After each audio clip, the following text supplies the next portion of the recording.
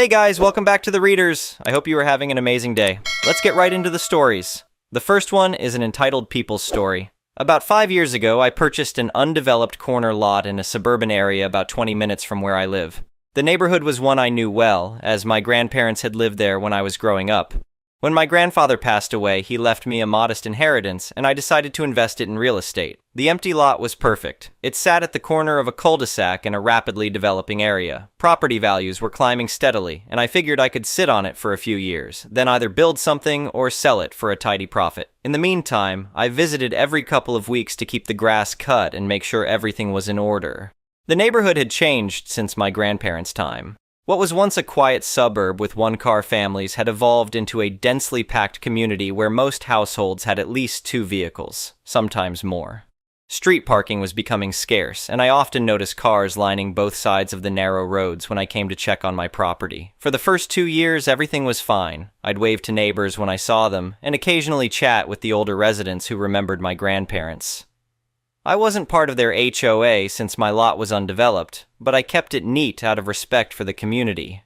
I'd even let the neighbors know my rough timeline for development, and most seemed appreciative of my transparency. That all changed last summer. I had been especially busy at work and hadn't visited the property in about a month. When I finally made it out there one Saturday morning, I immediately noticed something was off. The grass was trampled in several areas, and there were distinct tire tracks cutting across what had previously been pristine lawn. At first, I assumed it might have been teenagers using it as a hangout spot or maybe a delivery truck that had taken a wrong turn. I spent a few hours that day pulling weeds and picking up random bits of trash that had accumulated, including several coffee cups and cigarette butts. I also noticed that one of my no trespassing signs was missing, which I found odd but not alarming.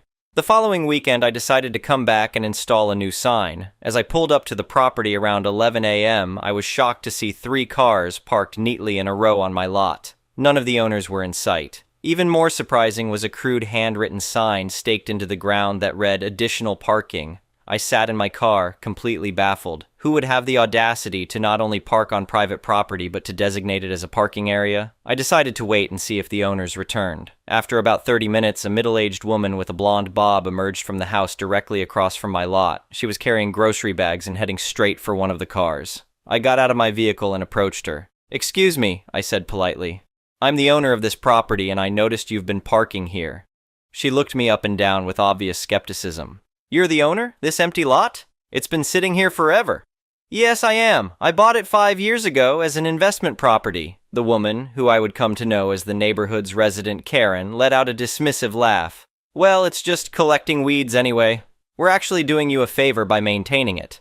"Maintaining it? There are tire tracks all over, and someone removed my no trespassing signs." She shrugged, placing her groceries in her trunk.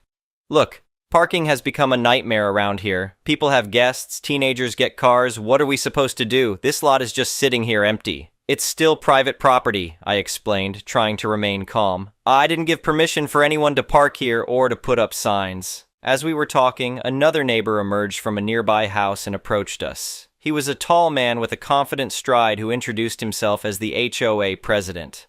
"Is there a problem here?" he asked, looking between us. Before I could respond, Karen jumped in. "He claims he owns this lot and doesn't want us parking here anymore." "I don't claim to own it. I do own it," I corrected, growing increasingly frustrated. "And yes, I'd appreciate if people would stop using it as a parking lot without my permission." The HOA president gave me a patronizing smile. "Listen, we've been using this space for community overflow parking for months now. It's been working out great for everyone. Possession is 9/10 of the law, you know." "That's not how property law works," I countered, "and I visit regularly. This is new." A small crowd of neighbors had started to gather, drawn by our conversation. Most looked annoyed with me rather than embarrassed about being caught trespassing. "We thought the lot was abandoned," one woman chimed in. "No one ever does anything with it." "You should be grateful we're not using it as a dumping ground," another man added. "Some wanted to start a community garden without asking." It was clear this wasn't a misunderstanding. The neighbors had collectively decided my property was available for their use, and they felt entitled to it. I took a deep breath and decided this wasn't a battle I could win on the spot. "I understand parking is tight in the neighborhood," I said finally, "but this is still my private property. Please remove your vehicles and the sign by the end of the day." Karen rolled her eyes dramatically. "Whatever. We'll move the cars, but don't be surprised if the city starts fining you for property neglect. This lot is an eyesore." I left feeling frustrated and disrespected. On the drive home, I couldn't stop thinking about what the HOA president had said about them using my lot for months. How long had this been going on without my knowledge? The next day, I drove back to the property earlier than usual and parked down the street where I could observe without being seen. Sure enough, around 8 a.m., cars began pulling onto my lot one after another. I watched in disbelief as Karen actually directed traffic, pointing out where each car should park to maximize space. By 8:30, there were 7 vehicles neatly arranged on my property. That evening, I did some research and learned about adverse possession laws in my state. Essentially, if someone openly used my property without permission for a certain period, typically many years, they could potentially claim ownership.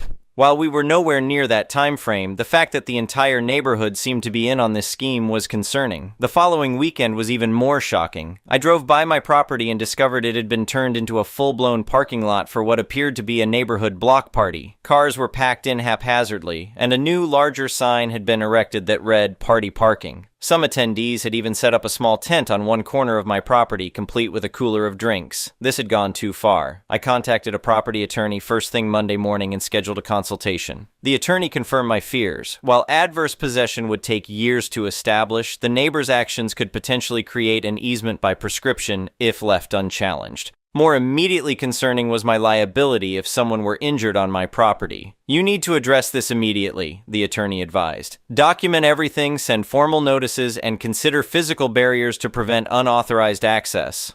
Over the next week, I gathered evidence. I installed a small hidden trail camera that captured dozens of vehicles coming and going at all hours. I documented license plates, took photographs of the damage to the lawn, and even recorded conversations with neighbors who openly admitted they'd been using my lot for parking.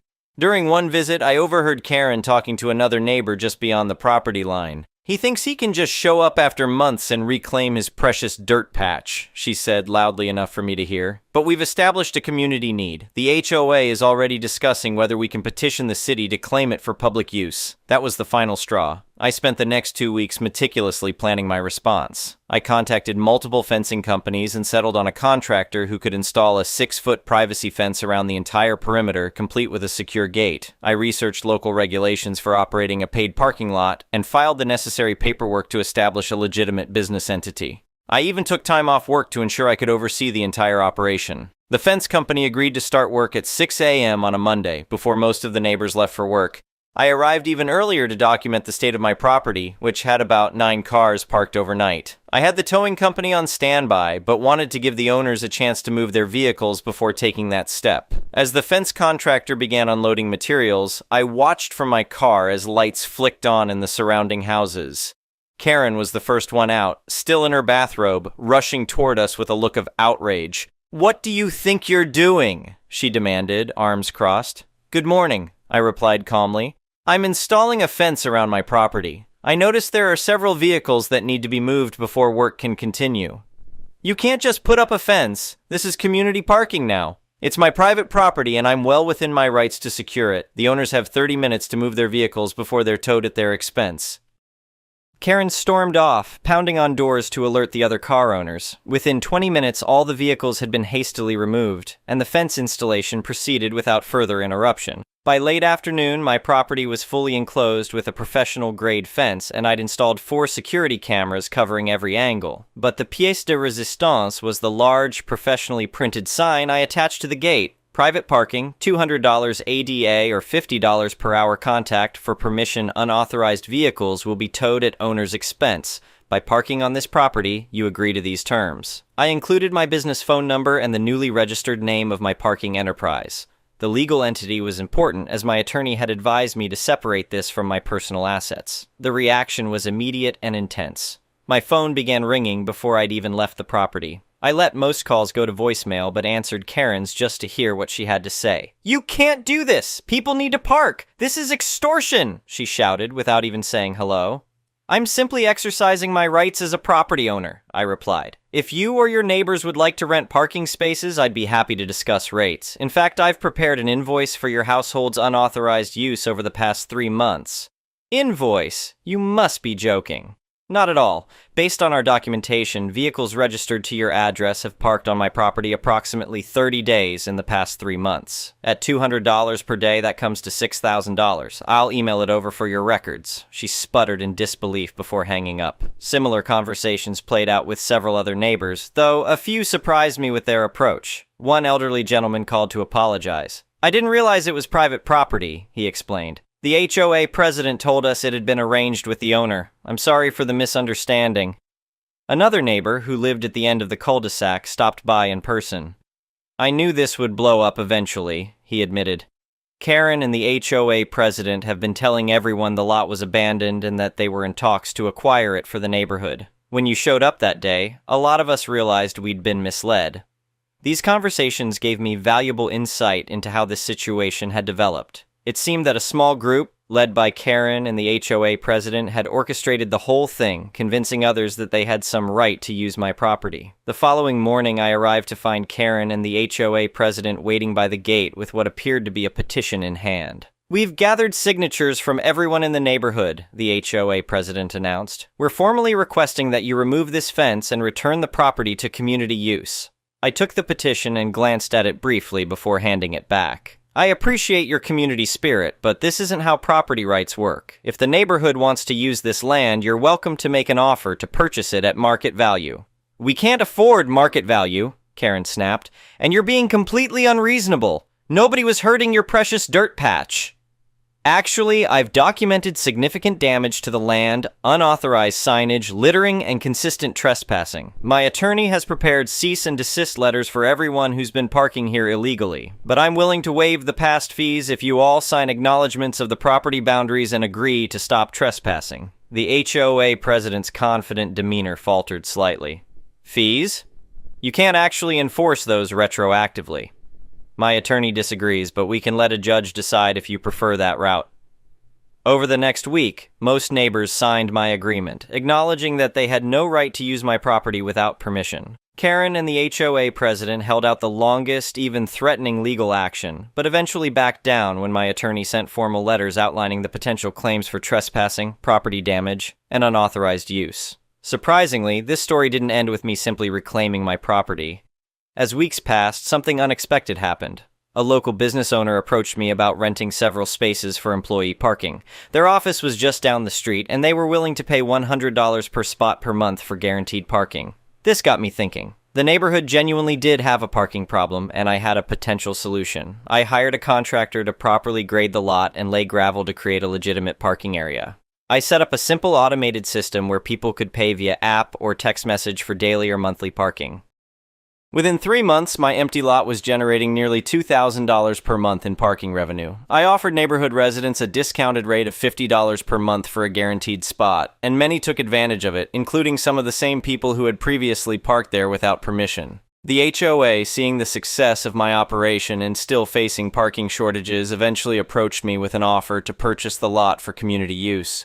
Their initial offer was actually above market value, which confirmed my suspicion that property in the area was becoming even more valuable than I'd anticipated. Instead of accepting, I used their offer as leverage in negotiations with a commercial developer who had been eyeing the area. In the end, I sold the property for nearly triple what I had paid 5 years earlier. As a goodwill gesture to the community, I donated a portion of the proceeds to help fund improvements at the neighborhood park, including additional parking spaces. This earned me considerable goodwill from most residents, who now viewed me as reasonable and community-minded rather than the villain Karen had made me out to be. Speaking of Karen, she put her house on the market about 6 months after our confrontation. I heard through the neighborhood grapevine that she'd become something of a pariah after the truth about her role in the parking scheme came to light. Apparently, she'd been charging some residents administrative fees to use her community parking lot, pocketing the money while telling everyone else it was free community parking. Looking back on this bizarre chapter of my life, I'm still amazed at how entitled some people can be. What started as a simple investment property turned into a lesson on property rights, community dynamics, and standing up for yourself. I never expected to become a parking lot entrepreneur, but sometimes the best opportunities come from the most unexpected challenges.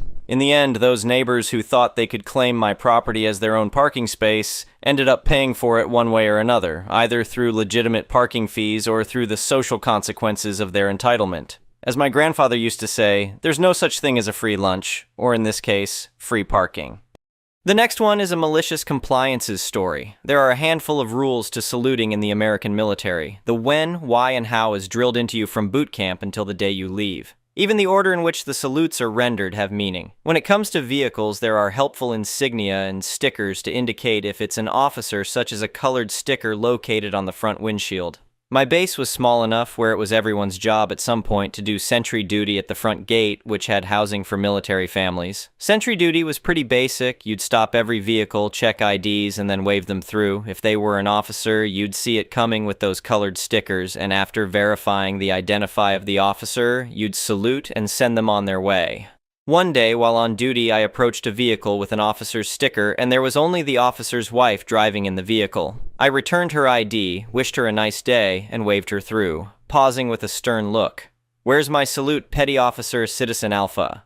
Now, Karen here was wife to a higher-ranking officer, and clearly has fallen under the impression people are saluting her somewhere along the way. Some of the junior enlisted might have even been saluting her as they're pretty easy to bully and more prone fuck-ups. I politely replied, "Ma'am, salutes are only rendered to commissioned officers," angrily pointing her chubby little fingers at the front of her windshield towards her husband's officer sticker. "I have a sticker and you need to salute the sticker." Curtly, I continued, "I'm afraid that sticker is not an officer either." Frustrated, she pulled through and left my post, my cover guy, the guy keeping me safe with a big gun, and I watched her drive down the street and pull right into the administrative building with the top brass and huffed into the building as quickly as her soft, shitty body would take her. We exchange a look between us with wry smiles, knowing exactly where this is probably going. Later that day, we get a new official base-wide mandate. From here forward, all enlisted will salute vehicle stickers of officers regardless of who's in the vehicle. Roger that. This is where the malicious compliance comes in. It's worth noting that when you salute an officer as enlisted, you do it first, and you hold that salute until you are saluted in return and they lower theirs. Only then do you lower your salute. It signals that you're saluting them and they're replying. Additionally, when saluting a group of officers, you generally direct your salute and greeting to the highest-ranking individual. Now, as far as I know, this stupid sticker salute order has no accommodation for how a 2004 Toyota Camry fits into the officer's pecking order. Additionally, if the car is unoccupied, it's not like that sticker is removed. After that order came through, we all began saluting stickers. Personally, I'd direct my salute to the sticker. I would also prioritize sticker salutes over officers. Let me tell you, walking through parking lots was a blast as I saluted empty cars on my way to wherever. More and more people saw me doing it, and more people started doing it. Not long after the order was publicly rescinded, which hilariously had the balancing effect of never rendering a salute to anyone but a clearly known officer, cementing Karen never getting her unearned salutes. The next one is an entitled people story. This one is going to be a hard story to tell. I've written about my parents in here before. I grew up with my mom and stepdad, but even though my dad was a little more supportive, he still wasn't someone I could always rely on. I'm not going to go into every single thing that happened, but I'll just say this. Between the ages of 9 and 13, I was in and out of the hospital constantly with a stress-induced stomach condition. I was so anxious that I would throw up from sheer fear until I was completely dehydrated and needed to be hospitalized. Let that give you an idea of how badly my mom treated me. And no, she never hit me, but she genuinely seemed to enjoy humiliating me and making me cry. The moment I turned 18, I cut contact with her. We tried to reconnect a few times over the years, but it always ended the same way. But this story is harder for another reason. When I finally escaped her, I met a guy I really loved, and he loved me too, at least at the beginning. We were together for 7 years and lived together for 3 of them. I was the happiest person in the world. Our relationship was so stable, calm, and honest. And let's just say things were great in the bedroom too. I thought this was how my life would always be. A few months before our wedding, his parents suggested that we move in with them for a while. They had a big house with 2 spare bedrooms, so we could take one of them. The idea was to save some money, and they even offered to help us with part of the down payment for a place of our own. Of course, we said yes. We moved in with them, and the wedding was already planned. Life felt perfect. Literally a week after we moved in, my beloved didn't come home for the night. I called him. I was worried. At 4 a.m., he picked up the phone, completely drunk, and started yelling the most awful insults at me. He told me to F** off. When he came back around 9 a.m., he went to sleep in another room. He woke up with the obvious hangover, but when I tried to talk to him, he broke up with me. He said he had another girl and she lived on the same area as his parents. When we were living in another city, he couldn't see her. But now, after last night, he realized he wanted her, not me. My world came crashing down, but that's not the point of this post. First to react was my father. He immediately came over and took me to his place. For one night. Yes, I'm really grateful to him. Because I had nowhere to go, and I needed that strong man who marched into what was essentially a stranger's house and used his authority to make it clear that anyone who hurt me should be on guard. He took me away with a few harsh words directed at my almost husband. It was somehow comforting, but I still didn't have a place to stay for longer. Someone must have told my mom about the whole situation, and she actually got in touch with me. I was in total shock. It felt like animals were suddenly speaking with human voices at Christmas. She wrote to me saying that she was out of the country, but our old apartment was vacant. She said if I had nowhere to go, I could stay there for a week. I sincerely thanked her, and that's what I did. It basically saved my life, because during that time I was able to recover a little, and I found a rental apartment closer to my work. But for some naive reason, I thought that maybe this experience had stirred something in my mom, maybe some parental feelings. On the last day, I made a wonderful meal and sent her a message saying that if she felt like it, and if she agreed, I had made something delicious and would love to talk to her. I told her that life was really tough for me right now, and that I could really use a conversation with my mom. I also mentioned that I had found a rental place and would be leaving soon, but maybe we could meet. I got a message from her saying that she was already leaving the airport and heading home, and that I had literally 30 minutes to leave the apartment. She said if she saw me, I'd regret ever being born. Oh, panic mode. I was packed. The apartment was cleaned, but I still had some small things to take care of. I didn't expect to have to leave that quickly. A moment later, I got another message. There's no traffic. I'm almost there. You have a maximum of 5 minutes, and you better not be there when I arrive. I shoved the entire dinner into the fridge and ran out as fast as I could. I was literally by the exit door when I saw a taxi pull up on the street, and my mom was inside. In a panic, I threw myself into a big bush with my bag. It was a long and thick shrub, and hid behind it. There was no way I would have made it to the street in time. I'm lying on the ground, clutching my bag to my chest, hidden behind the bush. My mom walks by just a few meters away from me, not alone. With her lover. I knew him. They had been meeting occasionally for the last 10 years. He was one of many, but I knew all of them. That's why I wasn't supposed to be there. Everything's clear now. I trudged along with my bag, which held my whole world, my shattered life, with a broken heart and feeling more alone than I ever had in my life, straight to my office. Because my new apartment was only available the next day, I decided to go back to work and sleep there, and 2 hours later I got a message from my mom. The salmon you prepared for dinner was exquisite. I didn't reply. The next one is an entitled parent story. I'm 20F from the UK and a single mother. For context, my ex-partner was abusive and is currently in prison serving sentences regarding domestic violence, strangulation, and threats to kill. There's actually 6 charges in total. All UK prisoners are now being released around the 40 to 50% mark of their sentence. I have a 6-month-old baby, and he is the father. And he threatened to call me and her. Even when I was pregnant, he said he would TB my stomach and all sorts of horrible things. He gets out of prison this year, so the council have offered me a council home. It's a lovely 2-bedroom detached bungalow for me and my daughter, so he doesn't know where I'm living and can't harm us. I told my dad today that I've been offered the place, and he said I'm a bad mother for even considering moving into a council home, which is insane because I grew up in a council house myself. Said that I am selfish and my baby will have to face the consequences of my terrible life decisions. I don't know what to do. My dad is a textbook narc, by the way, and I really don't use that term lightly. I know it's become a big thing on social media to just call everybody bad a narcissist, but he really is one, and everyone in our household says it. He loves having control, power over everything. I don't like raising my baby in here. He constantly calls her his baby. When she was 3 months old, I was cutting her nails and accidentally cut a bit of her skin, and I started hysterically crying about it. She cried for probably 15 seconds and then didn't care. But he yelled at me for about an hour and still mentions it now. I just feel like I'm constantly on edge. The first red flag was when she was born. He rushed to the hospital straight away. So fast that I was still being stitched up in my vagina when he burst in my delivery room and I was covered in blood. The midwives all told him he couldn't go in there because it was an active surgery, but he ignored them because he wanted to see his granddaughter. He gave me no time to cuddle my baby on my own, or to even just have an hour to get ready for visitors. That's the kind of person he is, and when I tell people that they think it's insane. I've told him I wanted his opinion on the situation, and rather than giving it to me, he just hurled loads of abusive name-calling at me, and I don't know what to do. Please help. Am I a bad mom if I move into a council house? Thank you for watching. I would really appreciate it if you could like the video and subscribe to our channel if you haven't already. We'll see you again tomorrow.